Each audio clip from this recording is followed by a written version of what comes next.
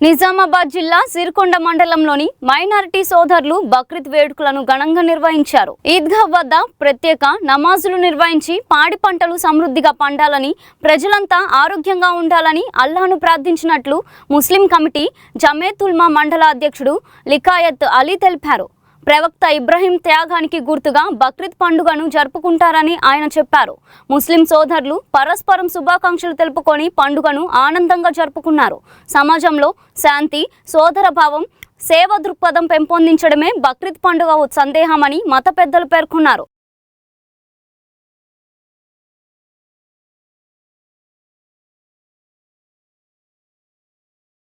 అస్సలాము అలైకుం, ఆదాబ్, నమస్తే.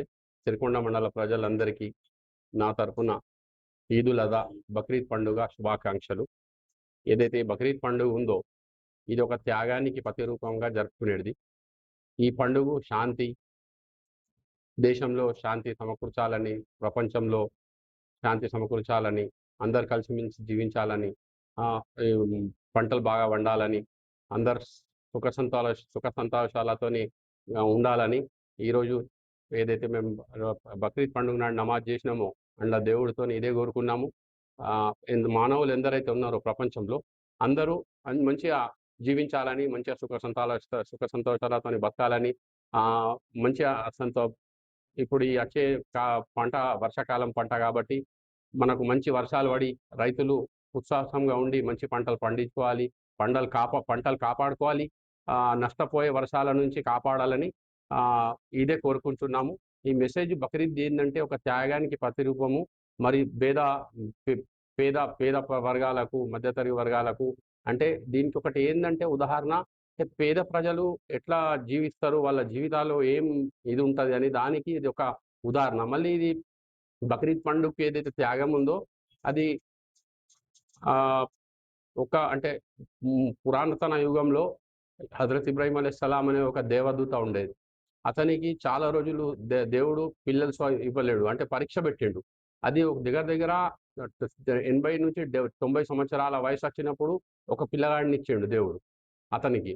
వాళ్ళు ఇచ్చిన తర్వాత ఆ పిల్లగాడు దగ్గర ఒక 10 సంవత్సరాల నుంచి బహుశా ఒక 8-10 సంవత్సరాల పిల్లాడు అయిన తర్వాత అతని నుంచి దేవుడు ఏంటంటే అతని నుంచి ఒక క్వశ్చన్, అంటే ఒకటి ఎగ్జామ్ పెట్టిండు అన్నట్టు. ఏంటంటే నీకు ఏదైతే బాగా దగ్గరున్న వస్తువు, నువ్వు ప్రేమించే వస్తువు ఉందో దానికి నువ్వు త్యాగం చేయాలి. అంటే వాస్తవంగా ఆ పిల్లగాడికి చేయాలి అన్నట్టు లేకుండే ఒక ఎగ్జాంపుల్ చూసేటందుకు అల్లా తరపున పరీక్ష పెట్టిండు. అయితే తండ్రి కొడుకులు ఇద్దరుగా లబ్బాయిక్ అని చెప్పి ఓకే అని చెప్పి ఒప్పుకున్నారు. అయితే ఎప్పుడైతే ఇబ్రాహీం అలైహిస్సలాం అతని కొడుకు ఇస్మాయిల్ అలైహిస్సలాం అతను దేవదూత, తండ్రి కొడుకు ఇద్దరు దేవదూతలు. అతనికి ఎప్పుడైతే అతనికి మీద కత్తి పెట్టిండో అది దేవుడి తరపునే మళ్ళీ అక్కడికి నుంచి ఆ పిల్లగాడు జరిగిపోయి ఒక దేవుడి తరపున ఒక మేకపోతు వచ్చింది. ఆ మేకపోతుని జుబా చేసిర్రు, అంటే కోసిర్రు. అయితే అప్పటి నుంచి దాంతో ఈ ఆచారము ఒకటి ఇస్లాంలో కుర్బానీ ఇవ్వడం అనేది, అంటే ఎవరి దగ్గర అయితే డబ్బులున్న వ్యక్తులు ఉన్నారో, మంచిగా బతుకుతారో వాళ్ళు ఖచ్చితం కుర్బానీ చేయాలి. అంటే ఇస్లాంలో ఒక 5 సెంటెన్స్ ఉన్నాయి.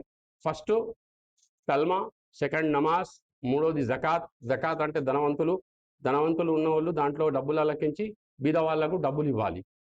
ఎట్లాగో మనం ఇన్కమ్ ట్యాక్స్ అంటారో దానికి ట్యాక్స్ బీద వాళ్ళకు అది పంచాలి.